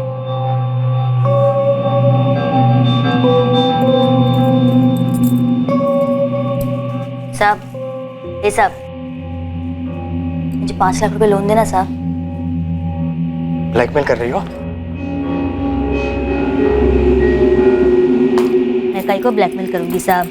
पति साला उधार लेकर बैठा हुआ है, साहब उसे धमका रहा है। साहब 1 महीने के लिए चाहिए साहब, 1 महीने में पक्का लौटा दूंगी। साहब ने थोड़ा थोड़ा करके दिया और बोला कि भाभी को मत बताना। फिर काम क्यों छोड़ा उधर से? तुम्हें तो पैसे भी मिल रहे थे, फिर अचानक माजरा क्या था? क्योंकि साहब वो सर पे चढ़ने लग गया था, डिमांड बढ़ता जा रहा था उसका, पैसे लौटा नहीं पा रही थी ना मैं, इसलिए।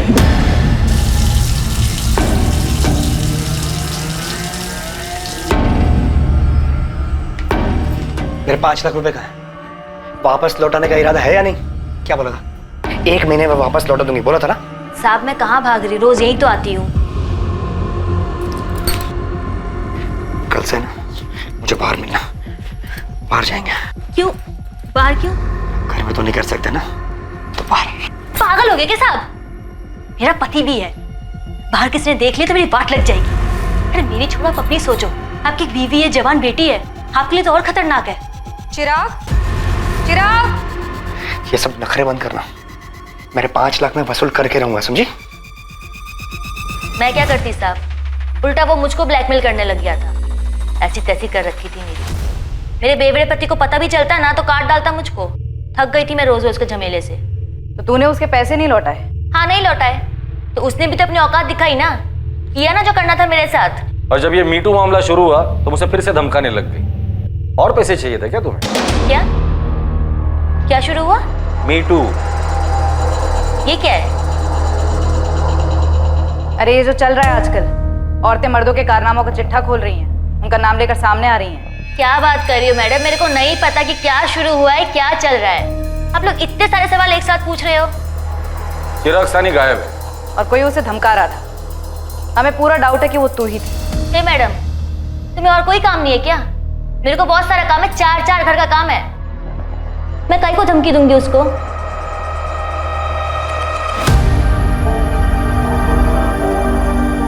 आरती तक पहुंच पाना लगभग नामुमकिन होता अगर बातों बातों में चिराग की पत्नी शालिनी ने आरती के अचानक काम छोड़कर जाने के बारे में नहीं बताया होता, और इस बात का भी खुलासा कभी नहीं होता कि आरती और चिराग के बीच में क्या था।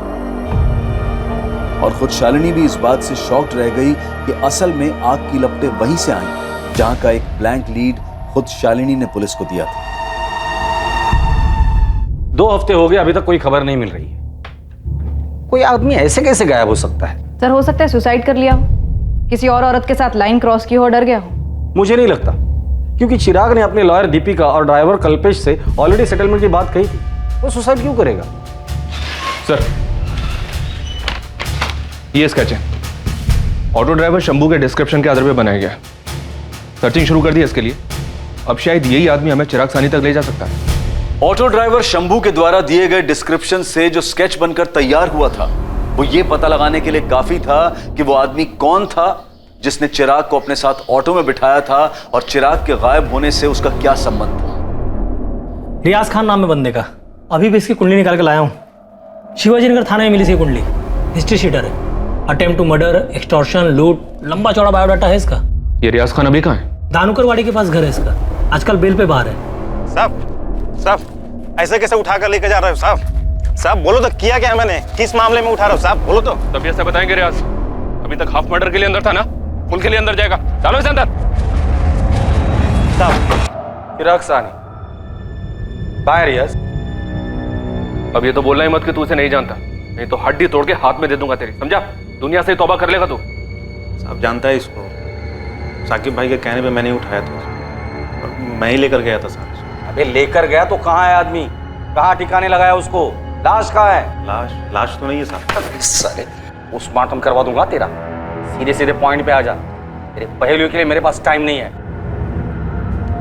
बोल। मार डाला साकिब भाई के घर पे, गले में रस्सी डाल के गला घोट दिया साहब। अब किधर मिलेगा वो, है ही नहीं तो। बॉडी कहाँ है? साकिब भाई ने उनके घर के पीछे वाली भट्टी में डाल दिया साहब। फिर हम लोगों ने वहीं इंतजार किया ताकि बॉडी अच्छी तरह से जल जाए। फिर भाई ने भट्टी की अच्छी तरह से सफाई कर दी, सब कुछ हटा दिया, कुछ नहीं रहने दिया। तो साहब बॉडी किधर से मिलेगा? फिर हमने रात को खाड़ी में डाल दिया साहब, सब कुछ बह गया रहेगा साहब। इसके आगे मेरे को नहीं मालूम, मेरे को मत पूछो। तेरे को नहीं पूछू तो क्या तेरे बाप से जाके पूछू? साकिब भाई को पूछो ना साहब। कॉन्ट्रैक्ट उसका था साहब, मेरे को सिर्फ 50,000 रुपये दिया था पिकअप करने के लिए, मैं सिर्फ कुरियर बॉय था साहब। और ये चिराग सानी ऐसे ही तेरे साथ आ गया? फोन पे बात हुई होंगी पहले, भाई ने बोला होगा कि तेरा पिकअप होएगा ऑटो में। साहब ये चारकोप नाका पे किसी लेडीज का मैटर था साहब। कौन लेडीज? किसके लिए? मेरे को नहीं मालूम साहब। साकिब पठान सुपारी किलर, 7 मर्डर केस हैं इस पर, ये भी बेल पर बाहर है। ये चिराग सानी इसके साथ ऐसे कैसे चला गया सेटलमेंट करने के लिए? किसी से तो बात हुई होगी, रियाज के साथ ऐसे उठकर चला गया। चिराग सानी समझ में नहीं आ रहा। इधर ही टुकड़ा किया था उसके डेड बॉडी का। साहब, यही भट्टी में हड्डियां, मांस और कपड़े जलाए थे उसने। फॉरेंसिक टीम को इन्फॉर्म करो तुरंत। साकिब पठान की तरह कौन से बिल में छुपा बैठा है? बोल। अब जो मालूम था बोल तो दिया, अभी वो घर पे नहीं है तो मैं क्या बोलूं साहब। सर, चिराग के फोन रिकॉर्ड्स में कहीं भी कोई भी ऐसा सस्पिशियस नंबर नहीं मिला जिससे ये पता लग सके कि वो रियाज से कैसे मिला, जो कि उसे साकिब पठान तक ले गया। कंचन, हो सकता है कि फोन पर बात ही हुई ना हो, या कोई और फोन। किसी दूसरे नंबर के बारे में ना बीवी को पता है ना ऑफिस में पता है। सर, ऐसा कैसे हो सकता है? कोई तो होगा जो इस चिराग का असली चेहरा जानता होगा। फेस टू फेस बात, किसी फोन की जरूरत ही नहीं। वो नीलम शर्मा। चिराग, कुछ बात करनी है, इम्पोर्टेंट। पॉसिबल है सर। शायद इसलिए उस दिन नीलम से बात होने के बाद चिराग ने इमीडिएटली अपनी लॉयर दीपिका को फोन किया था और उससे सेटलमेंट की बात कही थी। इसका मतलब जो कुछ भी हुआ है वो ऑफिस में हुआ है। इस नीलम से दोबारा बात करनी होगी। सर, अंदर आऊं क्या? आधा तो अंदर आ ही गया, पूरा ही आ जा। इस केस की तय में एक ऐसा टांका फंसा था जो एक बहुत बड़ा झटका देने वाला था, और ये पुलिस के लिए भी एक शॉकर था। ये मेड आरती है ना, उसका सॉलिड पीछा किया मेरी टीम ने। तूने गलत जगह टीम को लगा दिया। आरती शायद नहीं है, इधर ऑफिस में कोई है। शायद वो नीलम शर्मा। नहीं मैडम, ऑफिस में नहीं है। ये चिराग सानी के लॉयर दीपिका को उठाइए, झोल है। दीपिका शानबा? हाँ साहब, ये जो आरती है ना, ये वकील दीपिका मैडम के यहाँ काम करती है, वो भी पिछले 3 साल से। कुछ ज्यादा कनेक्शन नहीं लगता है? जी हाँ, सच है। दीपिका ने आरती को हमारे घर भेजा था कुछ 2017 में। हमारी मेड काम छोड़कर चली गई थी, इसलिए दीपिका ने आरती से बात की थी। आप लोग दीपिका शानबाग को कब से जानते हैं? यही कुछ 3-4 सालों से। चिराग की अच्छी दोस्त भी है। मैम, क्या दीपिका ने कुछ किया है? इस दीपिका से हमने इतनी बार बात की, लेकिन उसने एक बार भी आरती का जिक्र हमारे सामने नहीं किया। और ये आरती अब भी उसके यहाँ काम कर रही है। हो ना हो दीपिका को चिराग और आरती के रिश्ते के बारे में पता चल गया होगा, तो पॉसिबिलिटी है कि चिराग को ब्लैकमेल करने वाली औरत आरती ही होगी। दीपिका बार बार यही कह रही थी कि चिराग परेशान था और उससे सेटलमेंट की बात कर रहा था। इनके फोन रिकॉर्ड्स देखें तो दर्जनों बार बात हुई है दोनों के बीच में। और चिराग ने दीपिका को ब्लैकमेल करने वाली औरत का नाम बताया ना होगा। Is it logical? लॉजिकल तो नहीं है सर। 26 तारीख को जिस दिन चिराग गायब हुआ, उसकी दीपिका से बात हुई थी। और दीपिका ने हमें ये बताया कि केस सेटलमेंट करने के लिए चिराग ने उसे फोन किया था। ये वकील साहिबा झूठ बोल रहे हैं, बात कुछ और ही है। चिराग, जल्दी से चारकोप नाका पहुंचो। 2:45 को तुम्हें वहां से कोई पिकअप करेगा। दीपिका, आई होप ये फाइनल सेटलमेंट है। मैं अब ये सब और नहीं सह सकता। फाइनल है चिराग। आज के बाद वो कभी तुम्हारा नाम नहीं लेगी, और ये बात वो रिटर्न में देने को तैयार है। तुम्हारे सामने साइन करके देगी, आई प्रॉमिस। अब जल्दी से चारकोप नाका पहुंचो, वहां जाकर वेट करना। Once and for all settlement, okay? एक खबरी की टिप पे आप लोगों ने पूरी स्टोरी बना ली कि मैं भी इसमें इन्वॉल्व हूँ। यकीन मानिए, आप बहुत बड़ी गलती कर रही हैं। इतना आसान नहीं है एक लॉयर को टच करना। टच तो अभी हमने किया नहीं है दीपिका शानबाग। टच किया ना तो वकालत तो क्या, सारा कानून भूल जाओगी। आप इस तरीके से धक्का नहीं दे सकती मुझे। अपने अधिकार मैं अच्छी तरह से जानती हूँ। आप सबको कोर्ट में लेकर जाऊंगी मैं। चल चल आगे चल, हमें भी अपने अधिकार अच्छी तरीके से पता है। दीपिका मैडम, ये पुलिस वाली मैडम ने बहुत उछलती हैं। बताओ क्या अभी? ये क्या है? क्या तरीका है इंस्पेक्टर? बोलो आरती, क्या बोल रही थी? मैं क्या बोल रही थी? तूने तेरे दीपिका मैडम को क्या बोला वो बता।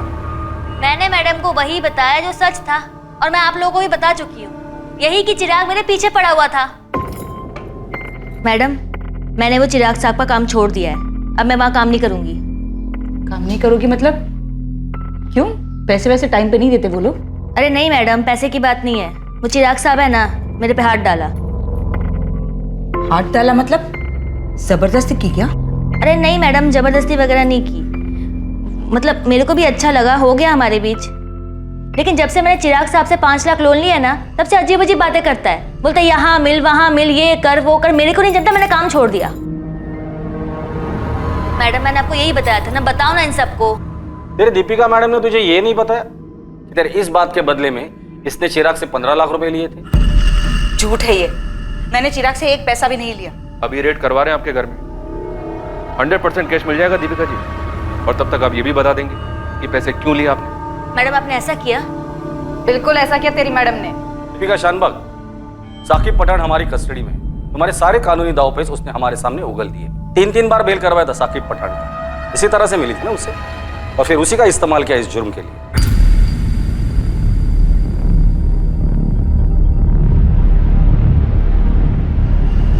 खड़ा करो साकिब पठान को यहाँ लाकर, फिर आमने सामने बात कर लेना। तेरी शक्ल से दिख रहा है कि तूने इस आरती को भी ठगाया और चिराग साहनी को भी। मैडम ये लोग क्या बोल रहे हैं?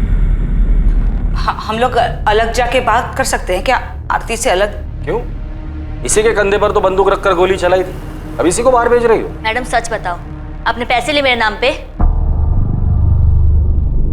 चिराग, आरती केस फाइल करने की धमकी दे रही है, मुझसे मदद मांग रही थी। क्या कहूँ मैं उसे? क्या बकवास कर रही है तुम? मैंने उसे 5 लाख रुपए उधार दिए और मुझ पर केस करना चाहती है वो? उसे तो मैं देख लूंगा। बेवकूफों वाली बात मत करो चिराग, उसके पास खोने को कुछ भी नहीं है, लेकिन अगर उसने मुंह खोला तो तुम्हारी रेपुटेशन का क्या हाल होगा, तुमने सोचा है कभी? उसकी कहानी में शायद ही कोई दम ना हो, लेकिन जब तक तुम्हें क्लीन चिट मिलेगी तब तक तुम्हारी इज्जत की धज्जियां उठ चुकी होंगी। नहीं दीपिका, प्लीज प्लीज तुम उसे समझाओ, वो ऐसा नहीं कर सकती। ठीक है, मैं उससे बात करती हूँ, मैं ये मामला सेटल करवा दूंगी, डोंट वरी, ठीक है? हाँ, मैंने 15 लाख लिए थे चिराग से। लेकिन मारा क्यों? तुम्हें तो पैसे मिल गए थे ना। बोलो दीपिका शानबाग, क्यों मारा उसे? चिराग बेकार में ही डर रहा था।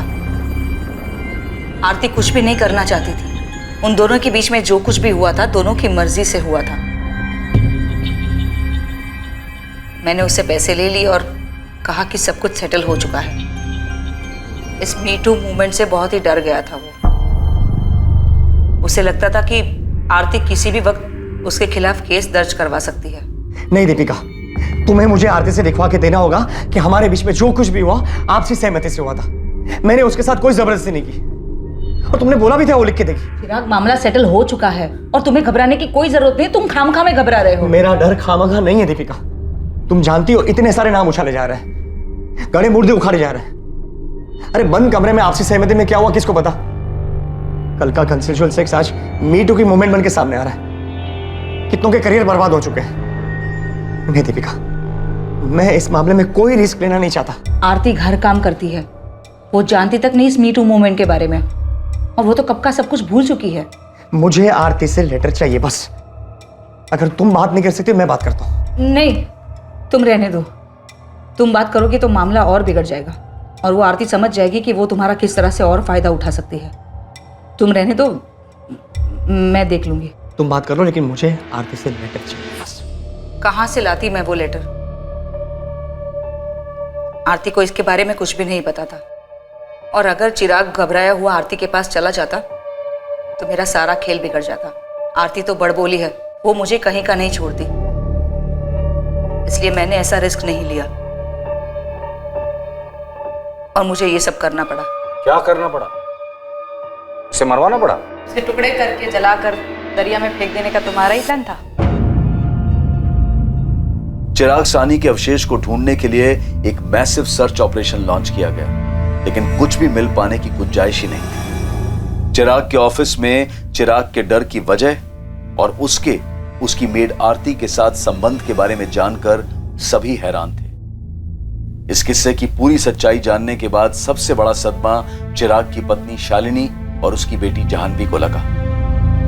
आरती, जो कि इस जुर्म की जड़ थी जिसकी वजह से मौत का यह खेल रचा गया, उसका इस हत्याकांड में कोई हाथ नहीं था। साकिब पठान और रियाज खान को चिराग साहनी के मर्डर के चार्ज में बुक किया गया। दीपिका शानबाग को मर्डर, फिरौती और चिराग साहनी की हत्या की साजिश के लिए बुक किया गया। चिराग साहनी के अवशेष अब तक नहीं मिले।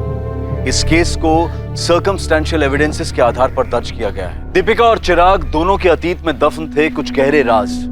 दोनों अपने अपने राज से छुटकारा पाना चाहते थे, और ये हुआ भी, लेकिन एक घिनौने मौत के खेल के साथ। एक कमजोर घड़ी जिसमें लिया गया एक गलत फैसला ऐसी तबाही मचाता है कि जिसे सुधार पाना नामुमकिन हो जाता है, और रह जाता है बस ये अफसोस, ये मलाल कि काश उस घड़ी में मैं अपने आप पर काबू रख पाता, काश जो हुआ वो ना हुआ होता।